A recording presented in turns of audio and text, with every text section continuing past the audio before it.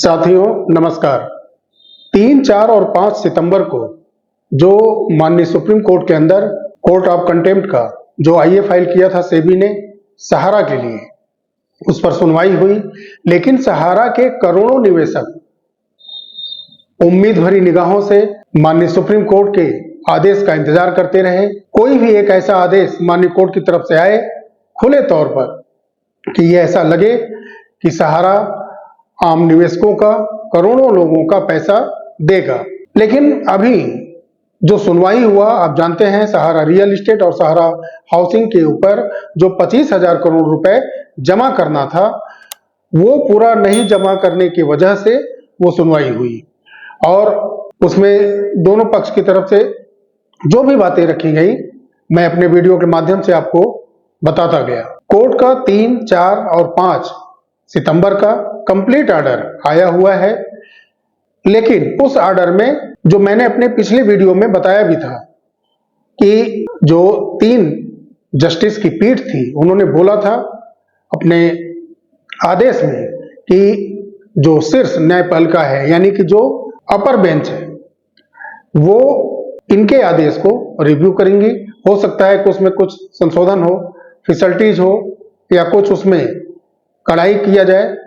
तो अपने आदेश के साथ साथ उन्होंने एक टिप्पणी ये की थी कि जो शीर्ष न्यायपालिका है वो इस केस की रिव्यू करेगी और वो अपना आदेश फिर देंगी। उसी पहल के चलते सहारा को जो आदेश मिला था 1 महीने के अंदर 1,000 करोड़ रुपए जमा करने के लिए, तो उन्होंने 5 तारीख को फाइनल जो है सुनवाई पूरी होती है, उसमें इनको समय 1 महीने का दिया जाता है। लेकिन ये 11 तारीख को 1,000 करोड़ रुपए जमा करते हैं और जो अपर बेंच है वहां से इनको 3 महीने में जो शेष पैसा जमा करना था वो पैसा जमा करने के लिए इनको 9 महीने का समय मिल जाता है। माननीय सुप्रीम कोर्ट की तरफ से छूट दी गई है कि ये अपने प्रॉपर्टी को जिस तरीके से चाहे वो सेल करें और पैसा इकट्ठा करके एस्क्रो अकाउंट यानी जो थर्ड पार्टी अकाउंट है सहारा सेबी का, उसमें वो जमा करें। एक प्रकार से कहा जाए तो सहारा को रीलॉन्च करने का एक जरिया माननीय सुप्रीम कोर्ट बना है और इसका फायदा सहारा कैसे उठाता है ये देखना है कि वो वैल्यूएशन बनाने के लिए सिर्फ काम करते हैं कि वो आम निवेशक को जो बॉन्ड सहारा रियल एस्टेट हाउसिंग का जो बॉन्ड कन्वर्जन का उनको दिया गया दूसरे पॉलिसी में क्यों साफ है। कई कंपनियों की जो पॉलिसी अपने करोड़ों सहारा निवेशक को उन्होंने दी है, उनको भी वो पेमेंट करते हैं कि या जो उनको रीलॉन्च का एक बड़ा मौका माननीय सुप्रीम कोर्ट से बहुत सारी रियायतें दी गई हैं, इससे वो अपने को उठाने के साथ साथ आम निवेशकों का पैसा दे पाते हैं कि नहीं, ये अगले 1 महीने के अंदर ही लगभग पता सा चल जाएगा सभी को। और सहारा के ही तरफ से कुछ आंकड़े निकल के आ रहे हैं कि लगभग जो वर्सोवा की और एमबी वैली की जो सर्किल रेट है इस समय के वैल्यूएशन से लगभग 9 से 10 लाख करोड़ की दोनों मिलाकर के लगभग इस समय के वैल्यूएशन उसके बन रहे हैं। तो पैसा आम निवेशक का वापस तो होना चाहिए जब इतना वैल्यू उनके पास अपने 2 प्रॉपर्टियों से है। तो पूरी उम्मीद है कि माननीय सुप्रीम कोर्ट का जो आदेश है, जब वो 1 महीने के बाद जो उनको समय दिया गया है उसके बाद जब वो सुनवाई करेंगे इस पर, तो सारे तथ्य सामने निकल करके आएंगे और जो बॉन्ड आम निवेशक के पास है उसका भुगतान होगा। ऐसा पूरा उम्मीद करते हैं कि इतने बड़ी प्रॉपर्टी के डीलिंग के बाद आम निवेशकों का पैसा का वापसी का राह आसान होगा। साथ ही में कुछ और जो पिटीशन दायर किए गए हैं सहारा के ऊपर, और सहारा ने भी कुछ पिटीशन दायर किया था, केस फाइल किया था रिजर्व बैंक ऑफ इंडिया पर। जब आरबीआई ने और रजिस्ट्रार कंपनी जो गवर्नमेंट की संस्थान है जो कंपनियों को रजिस्टर करती है, तो वो दोनों पर RBI registrar companies of government of India के ऊपर सहारा ने केस किया था। 24 सितंबर का डेट है आरबीआई और सहारा का, ये अभी टेंटेटिव है, अभी ये केस लिस्टिंग डेट नहीं है। इसी तरह से 27 सितंबर को एक सुनवाई और होनी है सीआरसीएस पोर्टल के मामले में। एक मोहंती जी हैं, उन्होंने एक पिटीशन फाइल किया है, तो उसका भी सुनवाई अभी डेट लिस्टिंग नहीं हुई है सुनवाई की, और वो भी टेंटेटिव है। तो उसके बाद एक आप फेमस नेम है, जानते होंगे आप, नागेंद्र कुशवाहा जी का, और उन्होंने भी फाइल किया है पिटीशन पैसा वापसी के लिए सहारा के निवेशकों के लिए। वो भी बहुत बड़ी लड़ाई लड़ रहे हैं, तो उनका भी 15 अक्टूबर का डेट है, और वो भी लिस्टिंग नहीं हुआ है, वो भी टेंटेटिव है। साथ ही में क्यूसाब से जुड़ा हुआ केस, जो कि 16 से 20 अक्टूबर के बीच में, उसकी भी सुनवाई हो सकती है। क्यूसाब जो सहारा के तरफ से जब कन्वर्जन शुरू हुआ था, तो क्यूसाब सबसे पहला उनका हथियार बना था। उसके ऊपर एनसीएलटी के अंदर सुनवाई होनी है, जो लगभग मैं समझता हूं कि 16 से 20 अक्टूबर के बीच में उस पर भी सुनवाई होगी। ऐसी कंपनियां जो सहारा ने बनाई, बहुत सारी कंपनियां, उनका एक जो है मीडिया है, इलेक्ट्रॉनिक मीडिया था, इसमें कई वर्षों से काफी लोगों का सैलरी नहीं मिला है, तो वो भी केस माननीय सुप्रीम कोर्ट के अंदर है। जो उनके सहारा के कर्मचारी थे, चाहे उनके वो डायरेक्टर रहे हो, चाहे ऊपर के कोई भी अधिकारी कर्मचारी हो, उन लोगों का भी एक पिटीशन फाइल है माननीय कोर्ट के अंदर, उस पर भी सुप्रीम कोर्ट के अंदर सुनवाई होनी है। और वो सैलरी फैक्टर का जो सुनवाई है, वो उम्मीद है वो 1 अक्टूबर के आसपास लिस्टिंग हो जाएगी, उस पर भी सुनवाई होगी। तो ये सहारा के कुछ ऐसे केस थे जिस पर मैं रिव्यू किया और आपके पास ये सूचनाएं पहुंचाई कि जो पॉजिटिव एक एंगल है कि जो सहारा से जुड़े जो केस हैं, वो क्रमशः सितंबर अक्टूबर के अंदर इसकी सुनवाई होने जा रही है। ऐसी उम्मीद हम करते हैं कि जो टेंटेटिव केस हैं वो लिस्टिंग होंगे और सुनवाई होगी उसमें, और कुछ पॉजिटिव जजमेंट आएगा। और इस केस के सुनवाई में एक तथ्य खुल करके सामने आया है, जो नरेटिव फैलाया था एम्बार्गो यानी प्रतिबंधित इनको किया गया है कि ये किसी भी संपत्ति को बेच नहीं सकते, बिक्री नहीं कर सकते।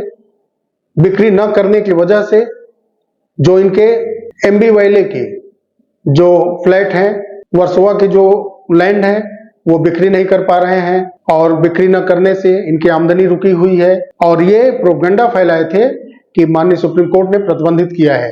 तो ये प्रोपगंडा इनका 3 सितंबर को ही पोल खुल गया था, और मैं इसको पहले भी वीडियो के माध्यम से अपने चैनल पे इसको उठा रहा हूं, और ये क्लियर कट मैंने बताया था कि इनके ऊपर कोई प्रतिबंध था ही नहीं, क्योंकि 4 जून 2014 में इनके ऊपर से सभी प्रकार के प्रतिबंध हटा लिए गए थे, और इस पर माननीय सुप्रीम कोर्ट ने 3 सितंबर को ही इनको लताड़ा भी था कि आपकी ये गलत बयानी है, और मेरे खुद के ऑर्डर की मेरे पास कॉपी है, दिखाइए कि इसमें कहां आपको प्रतिबंधित किया गया है।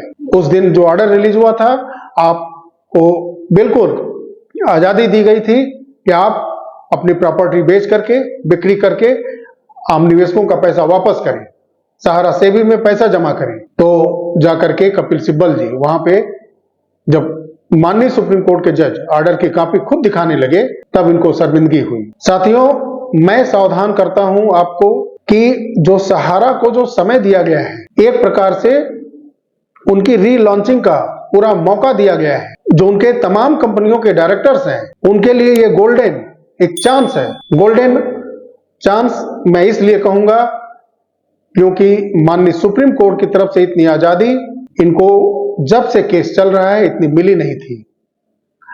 लेकिन आम निवेशक कैसे सावधान रहे इनसे, क्योंकि अब ये जब एक्टिव होंगे तो ये अपने निवेशकों का पैसा जब वापस करने का रास्ता खोलेंगे, दिखाएंगे अपने करोड़ों निवेशकों को, तो हो सकता है कि ये आपसे आपका बॉन्ड लें, आपके पेपर, बैंक डिटेल वगैरह फिर से लेकर के जमा करें, और जमा करने के बाद जैसे सीआरसीएस के ऊपर 45 दिन का समय है, वो समय आम निवेशक को दिया जाए कि 45 दिन के अंदर ये पेमेंट आपके बैंक में चला जाएगा, या हो सकता है 15 दिन कहें, 30 दिन कहें या 45 दिन कहें।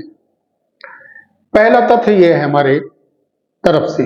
दूसरा, एक प्रलोभन, जैसे आपका 1 लाख रुपए जमा है, फिर वो प्रलोभन कोई एक नई कंपनी की एक बरगलाने की कोशिश कि माननीय सुप्रीम कोर्ट का जो आदेश है रीलॉन्चिंग के तहत ये कंपनी बनाई गई है और इस कंपनी में आपका जो भी बॉन्ड है, इस कंपनी के अंदर जो पॉलिसी हम तैयार कर रहे हैं इसमें आपको जमा करना होगा और 1 साल, 2 साल या 3 साल के बाद फिर ये इतने अमाउंट के साथ आपको मिलेगा।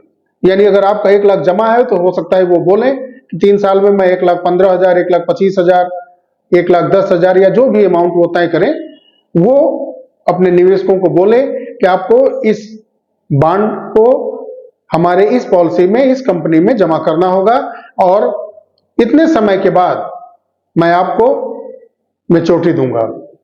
ये दोनों तथ्य हैं। एक तो ये सीआरसीएस के तरह काम कर सकते हैं और दूसरा आपको किसी भी अपने दूसरे कंपनी की पॉलिसी दे करके या कोई सी फॉर्म पे आपसे साइन करवा लेंगे, बिना सोचे समझे किसी फॉर्म पे, सहारा से जुड़े किसी भी पेपर पे उनके कंपनी के कोई भी लोग अगर आपके पास लेकर के जाते हैं तो बिल्कुल साइन नहीं करिएगा। आप किसी आसपास पढ़े लिखे लोगों को उसको पढ़वाइए। आप अगर जानकार हैं तो खुद पढ़िए, उनसे पूरी बात समझिए कि कैसा पेपर है, क्या है, उसके बाद भी आप साइन नहीं करेंगे। साइन करने का मतलब कि सब कुछ आपने स्वीकार कर लिया है, जो कंपनियों का टर्म कंडीशन प्राइवेसी पॉलिसी होती है वो आपने एक्सेप्ट कर ली है।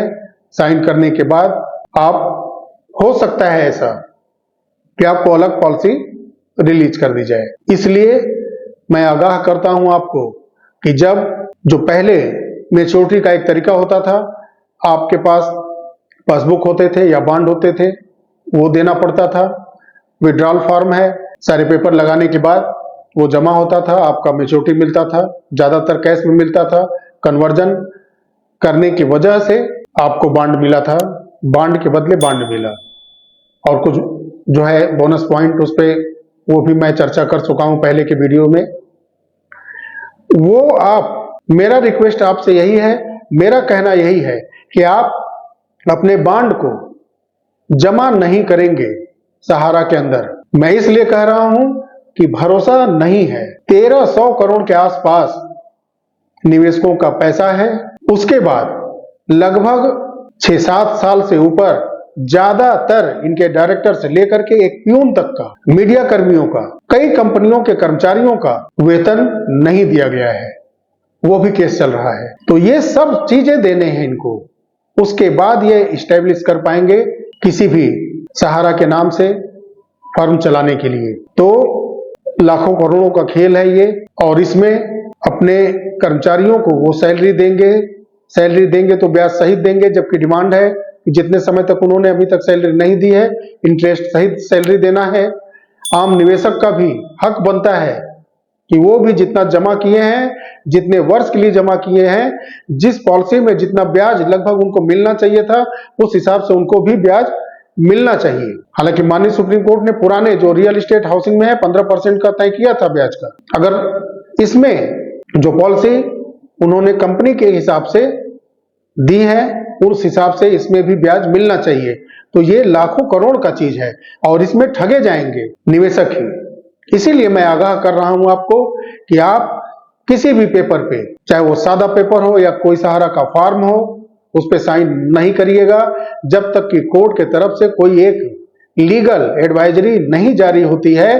तब तक आप बिल्कुल सजग रहेंगे, क्योंकि 2 तरीका मैंने आपको बता दिया। एक तो बाकायदे आपको ब्रांच के अंदर बुला करके, जैसे मैच्योरिटी का जो एक उनका तरीका है, उस प्रकार से भी आपका सारा पेपर वो ले सकते हैं। लेकिन आप क्या करिएगा कि ठीक है आप स्कैन करिए, मैं स्कैनिंग दे दूंगा, कलर में ज़ेरॉक्स दे दीजिए उनको, लेकिन ओरिजिनल कॉपी बिना किसी सुप्रीम कोर्ट के लीगल एडवाइजरी के नहीं देंगे आप। अगर देते हैं तो आपका वहीं से हाथ कट जाएगा और फिर जो एक मजबूत पक्ष आपके पास है, आपका बॉन्ड, उससे भी आप हाथ धो देंगे। तो बिल्कुल आप सहारा के प्रोपगंडा में बिल्कुल नहीं आइएगा।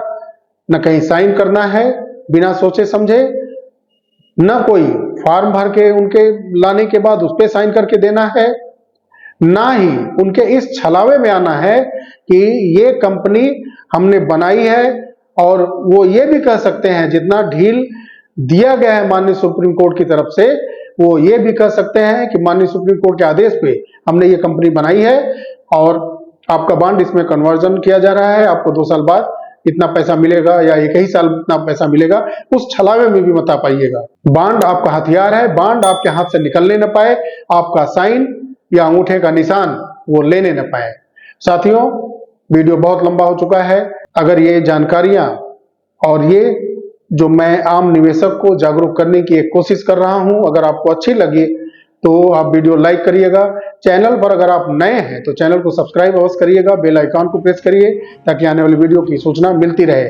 आप इस वीडियो को ज्यादा से ज्यादा शेयर करें ताकि सहारा के विषय में सही जानकारियां लोगों को मिलती रहें और एक जागरूकता भरा माहौल बन जाए आम निवेशक के अंदर कि फिर वो किसी भी प्रकार से सहारा के लोगों के द्वारा कहने पर साइन या बॉन्ड को बदलने पर राजी न हो, कहीं भी साइन न करें, न किसी को बॉन्ड दें। इसीलिए मैं बोल रहा हूं कि ज़्यादा से ज़्यादा आप शेयर करें, आपसे रिक्वेस्ट है ताकि लोग जागरूक हों।